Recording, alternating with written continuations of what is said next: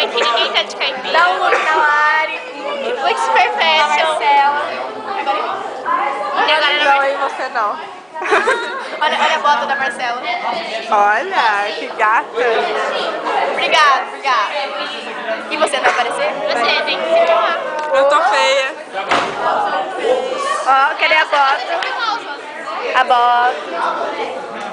Tá bom, chega. Fale quais são suas emoções hoje. Que emoções O que você pretende pra esse dia especial como Arraial do Fênix? Eu pretendo comer uns pastel. Muitos pastel.